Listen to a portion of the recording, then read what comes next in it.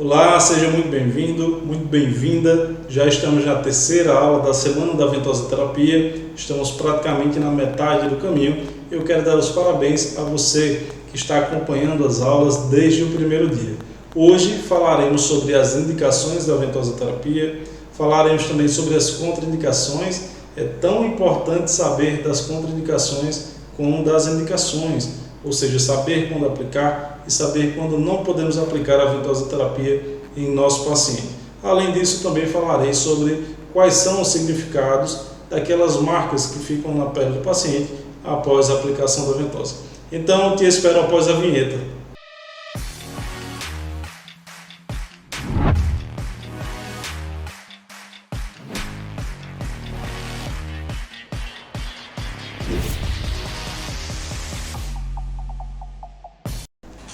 Agora vamos começar a falar sobre as indicações da ventosa terapia. A primeira indicação da técnica é a dor miofacial. Eu gostaria que você começasse a perceber o termo miofacial como sendo duas palavras que formam uma. O termo mio, que se refere a músculo, e o termo facial, que se refere a esse tecido conjuntivo, a esse tecido fibroso, que envolve não só os músculos, mas vísceras, vasos, órgãos, tendões. Então, o tecido conjuntivo também é uma estrutura muito importante que devemos levar em consideração quando falamos em miofacial. Segunda indicação, e também uma indicação muito importante, são os trigger points. Eu já falei para você em outra aula que os trigger points, pontos e gatilhos miofaciais, PGM, ponto hipersensível da dor, nódulo de tensão, ou nó, como os pacientes chamam simplesmente, são as mesmas coisas. E os trigger points são responsáveis por gerar uma tensão não apenas no local onde eles estão instalados, mas também à distância. E nós chamamos essa dor que o trigger point gera à distância de zona de referência da dor. Também? Então vamos falar também sobre as contraturas musculares. Fábio, o que são contraturas musculares? Podemos definir de uma forma simplificada como encurtamentos musculares severos. E também é uma indicação da ventosa terapia. Bem, vamos falar sobre tensão muscular. A tensão muscular é a principal busca dos pacientes aqui no consultório, aqui na clínica. Ou seja, os pacientes chegam tensos e eles querem relaxar. Então, assim como os pacientes buscam a massoterapia, a massagem relaxante para relaxar, para diminuir as tensões, as pessoas também têm buscado a ventosa terapia com essa finalidade. A outra indicação é a ativação muscular. Lembra do Michael Phelps nas Olimpíadas de 2016, que antes de entrar na piscina ele estava com aquelas marcas arredondadas, avermelhadas ou arroxeadas pelo corpo? Você lembra que eu te falei que antigamente, antes de entrar na piscina, os atletas batiam no peito, batiam no deltoide, ou seja, eles batiam naquela musculatura que eles iriam utilizar com o objetivo de aumentar o fluxo sanguíneo, de gerar uma hiperemia, ou seja, uma vermelhidão naquela região, também aumentando o calor local para que essa musculatura já entre na competição, já entre no gestual esportivo preparada, aquecida, otimizada. Então, a ativação muscular também é uma indicação da ventosa terapia. Fábio, como é que eu vou fazer a ativação muscular?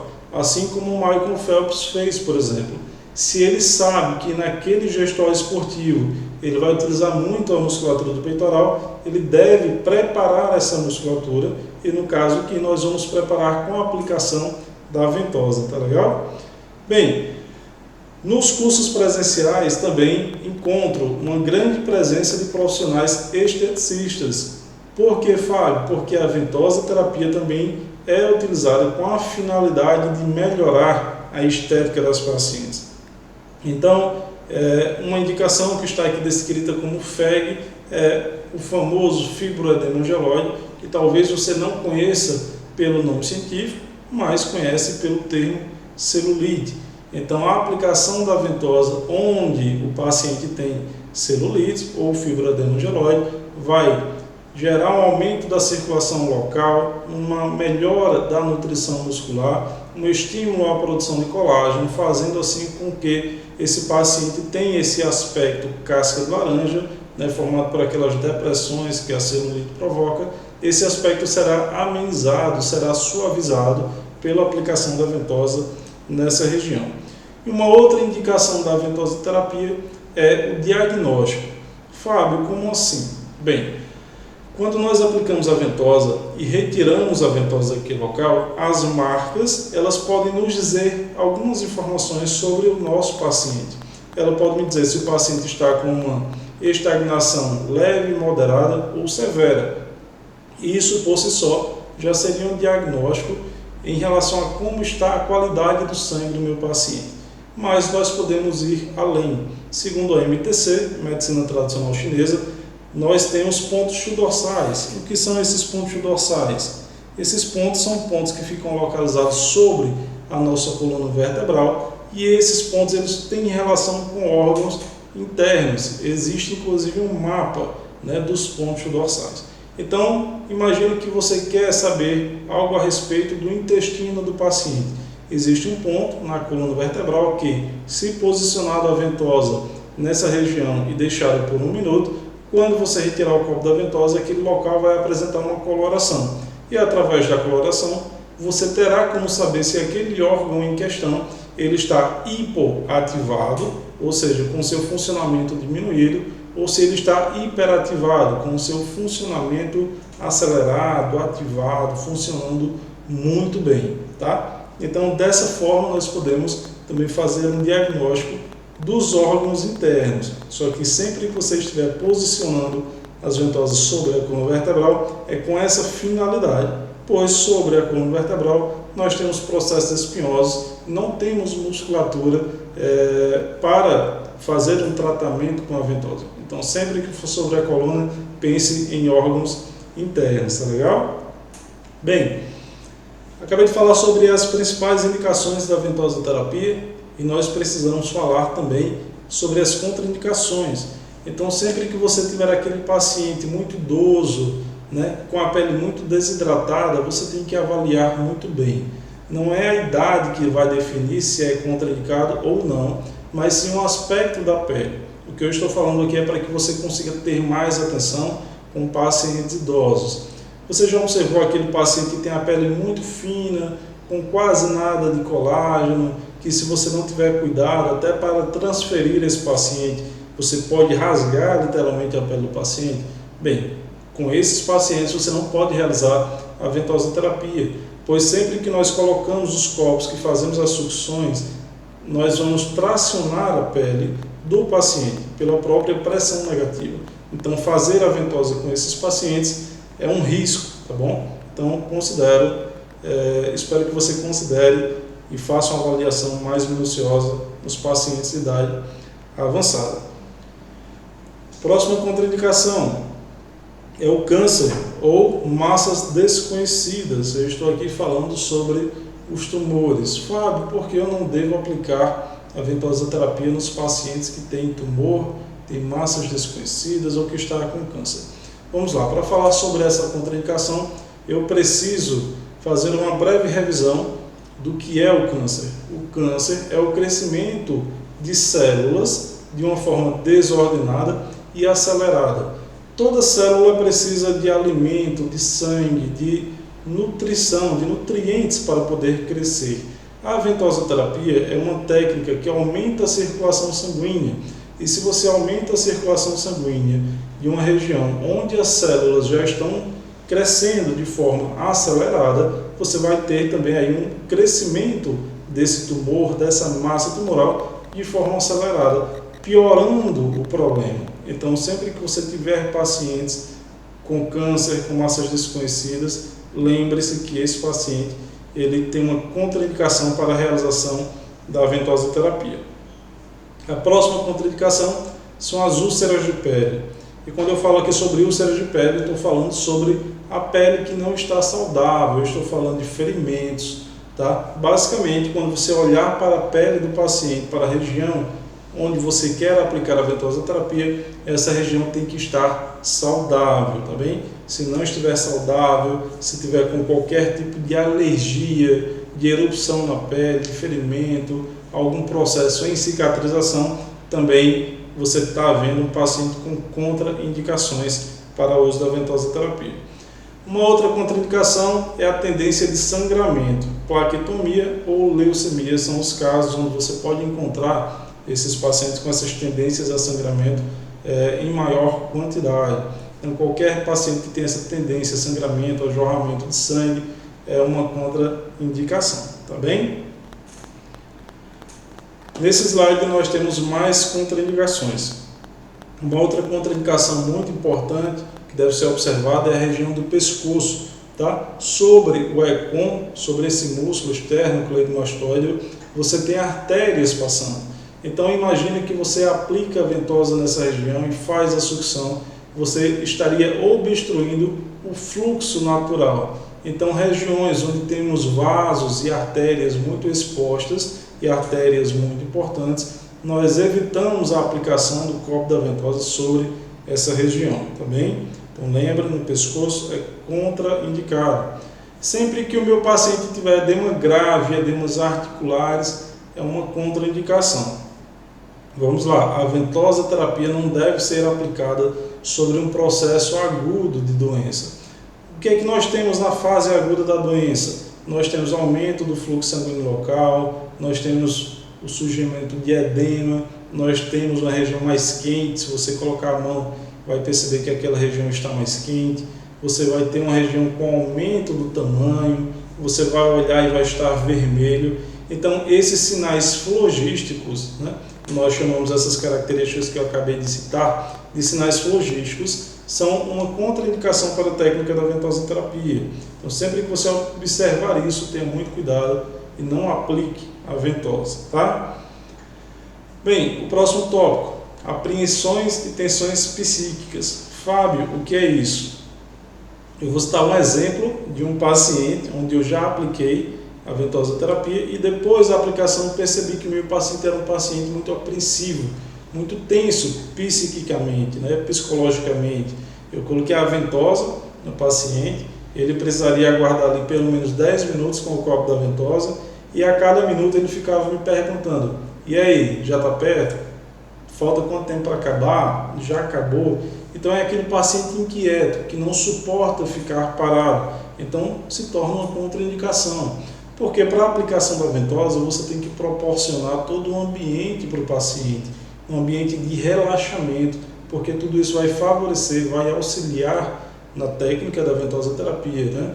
E isso vai gerar respostas diferentes. Se o meu paciente não consegue relaxar, se ele está tenso ou apreensivo com aquela técnica, é melhor que eu busque outra técnica com a qual ele se adapte, se adeque melhor, tá bem? Uma outra contraindicação são aqueles sinais sobressaltados, né? Chamados popularmente de sinais de carne. Se você tem um sinalzinho de carne e aplica a ventosa sobre essa região, conforme você vai fazendo o gatilhamento, você vai inflando aquele sinal, que depois pode vir a estourar, pode ficar aberto e pode ser uma porta de entrada para infecções. Então, basta que você livre esse sinal sobressaltado e você pode dessa forma aplicar a ventosa sem problema nenhum, né? Só não aplica acima do sinal. Doenças contagiosas, né? Você sempre deve perguntar na avaliação, na anamnese, se o paciente tem doenças contagiosas. Inclusive, a avaliação eu vou te passar na quinta aula, lá no grupo, lá no meu canal do Telegram, tá? Então você deve perguntar para o seu paciente se ele tem doenças contagiosas. Por que isso? Porque nós costumamos atender os pacientes, né? Vou citar o meu exemplo aqui, a cada hora eu atendo um paciente. Então imagina que saiu você, eu organizo a sala e chamo o próximo. Se você tem alguma doença infecto-contagiosa, você pode ter passado algum material biológico, né, que saiu através da sua pele e tocou o copo da ventosa. Apesar de eu ter que fazer uma higienização nesse copo, eu posso levar riscos para o meu próximo paciente. Então é sempre interessante que você pergunte. Na ficha já tem essa informação, não basta você preencher com um sim ou com um não. Tá legal? Uma outra contraindicação são em pacientes gestantes, tá? Principalmente no primeiro trimestre, né? É uma contraindicação absoluta no primeiro trimestre, ou seja, nos primeiros 3 meses você não deve aplicar a ventosoterapia nessa paciente, né, que está gestante, porque já existe naturalmente na mulher, mesmo que não seja feita técnica nenhuma com ela, um risco muito maior dela ter um aborto. Já existe um risco natural da paciente ter um aborto espontâneo. Então, o perigo é você fazer uma técnica, a mulher sofrer um aborto, não por culpa sua, não por culpa da técnica, mas ela querer te relacionar com esse aborto, ela querer te culpar.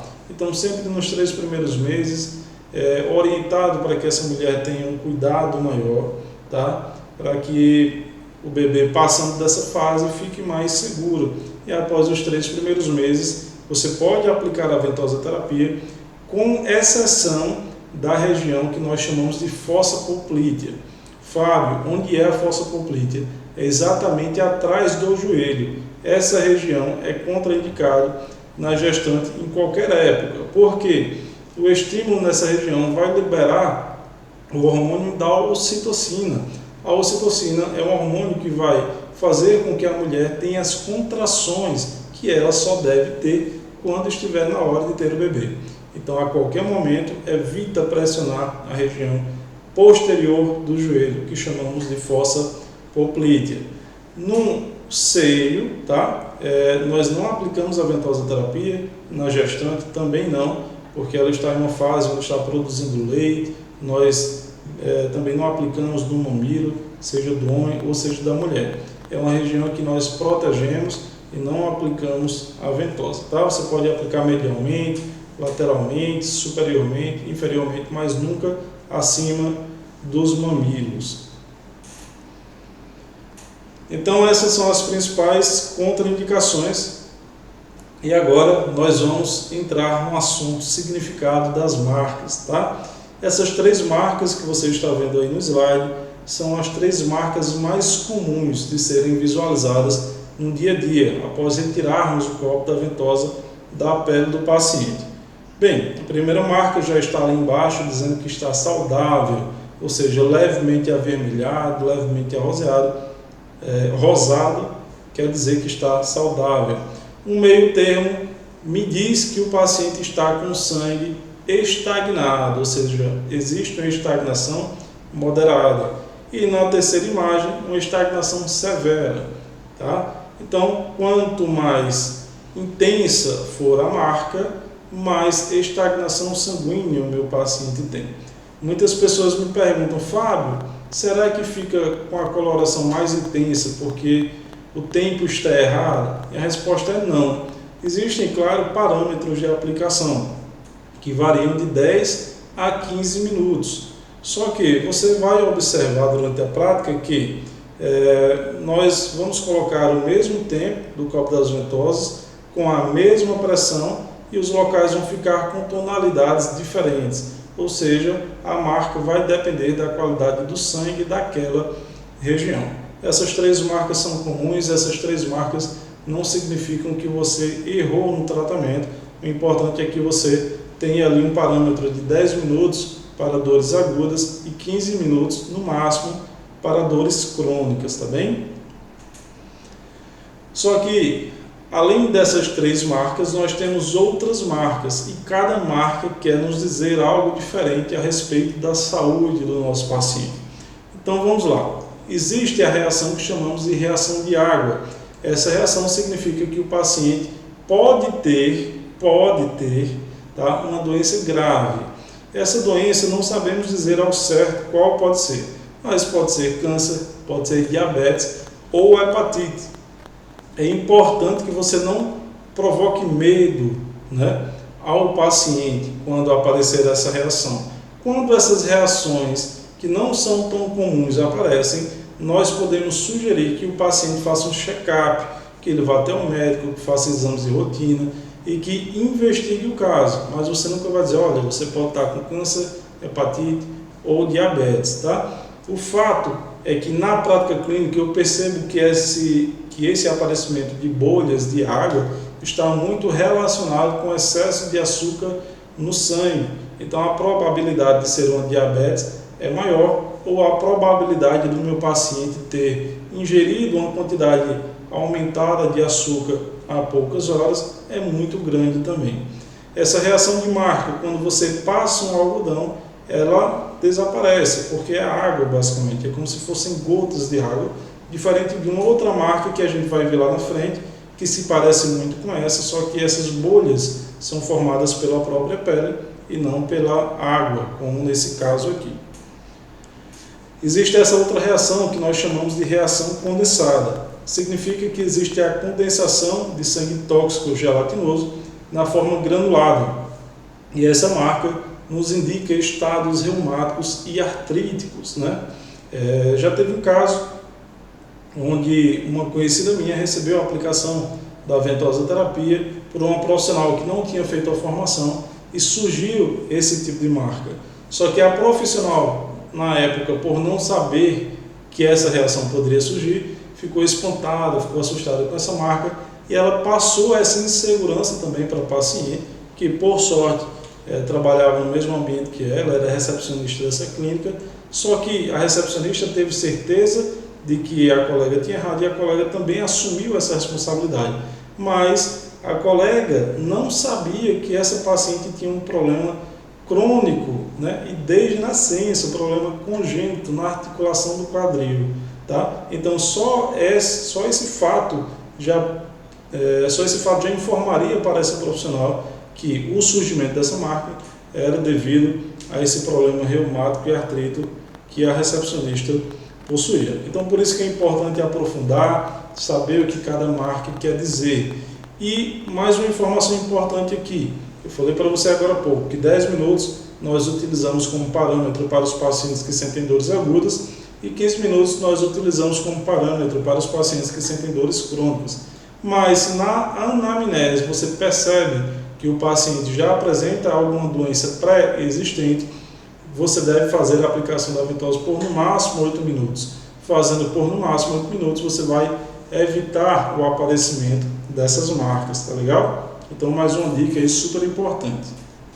Existe também a reação esparsa. Essa reação significa dizer que existe pouca quantidade de sangue tóxico gelatinoso acumulado no corpo do paciente. Talvez você não esteja tão habituado com esse termo gelatinoso. O que é um sangue gelatinoso? O que seria isso? Bem, pensa assim: quanto mais sangue tóxico, quanto mais impureza o paciente tiver na circulação sanguínea, mais denso esse sangue vai se tornar. Então, quanto mais denso, mais gelatinoso, tá legal? Esse tipo de reação também pode indicar que o paciente está com estado febril, mas sempre que você observar, sempre que você já tiver essa informação de que o paciente está febril, a ventosa terapia se torna contraindicada, tudo bem? O paciente também pode estar com baixa imunidade, essa reação pode apontar isso. Agora, a baixa imunidade já é uma indicação da ventosa terapia. Lembra que falamos lá no início, quando falávamos de circulação sanguínea, que a ventosa estimula o processo de hematopoiese, que é aquele processo de formação e maturação de novas células sanguíneas que vão, como consequência, oferecer uma melhora no estado imunológico do paciente. Legal? Então, além dessa reação, nós temos outra reação que chamamos de reação puntiforme. Essa reação quer dizer que existem grânulos grandes de formação de sangue gelatinoso. Então já é um estado onde o paciente tem uma alta concentração de toxinas no sangue. Tá? Isso pode indicar que o paciente tem hepatite, diabetes ou um estado hipertensivo, né? Que ele tem uma pressão arterial aumentada. Nós temos também uma outra reação que é chamada de reação dura. Essa reação significa dizer que o paciente também tem alta concentração de sangue tóxico gelatinoso e isso pode indicar um estado de saúde mais grave, que o paciente pode ter, né, câncer. Lembrando que o câncer é uma contraindicação, mas você pode descobrir através dessa aplicação que o paciente tem. É indicado que você sugira para que ele faça um check-up, uma investigação mais profunda.